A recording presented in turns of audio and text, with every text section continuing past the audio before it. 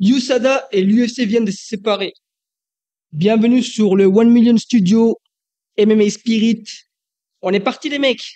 Bon, USADA, agence antidopage, pour vérifier que les athlètes sont bien clean. Elle n'a pas toujours bien fait son travail. Il y a eu l'épisode John Jones avec les picogrammes, événement qui a été déplacé de Vegas à Los Angeles pour être sûr que c'était autorisé contre Alexander Gustafsson. Bref, ça c'est un épisode.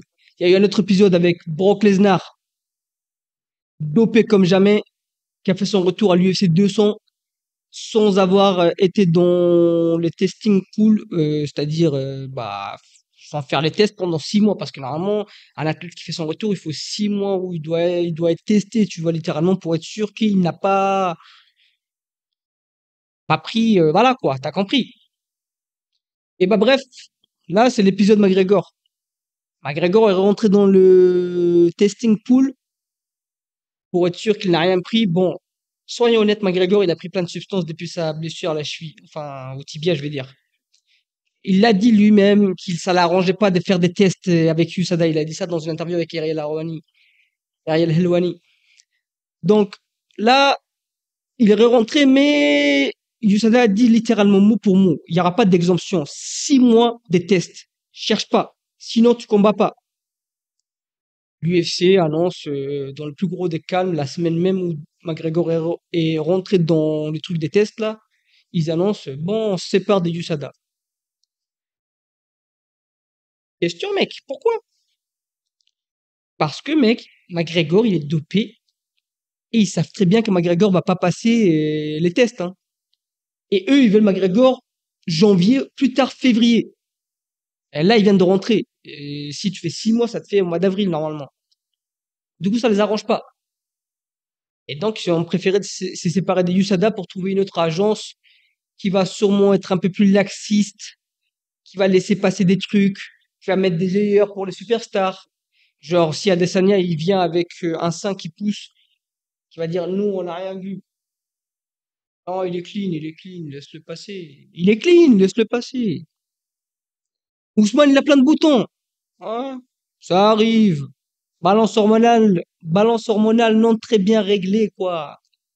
Ils veulent des gars comme ça. John Jones, j'ai rien vu. C'est ça qu'ils veulent. Et du coup, bah, ça va faire plein d'athlètes qui vont commencer à prendre plein de jus, tu vois. Ils vont tous être dopés, je te le dis. À partir du 1er janvier, tout le monde va aller voir les docteurs. Certains vont aller faire un tour à Phuket au Thaïlande, trouver un ladyboy qui vend ça, des piqûres aux fesses. Bref, ça va être bien tout ça. Il y aura aussi le retour de Alexandre, qu'est-ce que je raconte? Il y aura le retour de Alistair Overeem. Il va revenir. Victor Belfort va faire son retour aussi. Bah attends mec, une renaissance de carrière, j'ai envie de dire là. Une renaissance de carrière pour pas mal des gars qui sont partis il y a longtemps. Parce que là maintenant qu'ils ont le droit de se doper, c'est bien. John Jones va pouvoir régner sur les poids lourds pendant au moins une décennie encore. Parce il va pouvoir prendre les substances nécessaires pour pouvoir dominer tout le monde. Et qui seront les perdants dans l'histoire? Les athlètes clean.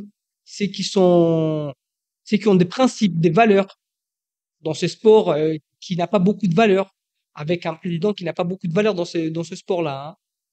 Euh, Moi, si je peux donner un conseil, je suis personne, je suis pas un combattant. Moi, j'ai construit un physique des rêves sans dopage, mon gars. Je suis pas combattant, mais t'as vu, ça se bute à la salle. C'est le sport de combat. Bref, les athlètes qui veulent jouer la clean, là, qui veulent jouer clean et qui veulent pas se doper, je leur donne un conseil. Les mecs, dopez-vous. Parce que sinon, ce qui vous attend, c'est un œil perdu comme Michael Bisping. Bisping, il a fait une carrière sans prendre aucune substance. Dans une ère où tout le monde était topé de ouf. Résultat de course, il a un œil de verre maintenant. Bon, il est devenu champion quand même avec un œil au moins, mais est-ce que vraiment c'est certifié que tous les athlètes clean vont avoir la chance que Bisping a eu? Non, je pense pas. Donc moi je vous dis les frères, dopez-vous. Ne vous laissez pas faire par ces gens-là qui vous disent euh, qu'il y a Adesanya, que John Jones ont le droit de se doper, McGregor, mais pas vous. Dopez-vous, moi je vous dis, mettez-vous bien, raccourcissez votre durée de vie, mais au moins devenez grand. Parce qu'à la fin, au bout du compte, quand ta carrière est terminée, quand tu vas partir de ce monde et que tu vas te transformer en poussière, qu'est-ce qui reste de toi?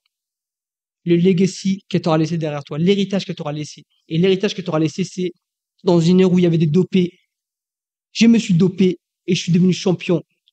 Le monde se rappellera de toi. Et si tu la joues clean, le monde t'oubliera. Spirit MMA, les frères. Clique, abonne-toi, frère. Ciao, ciao.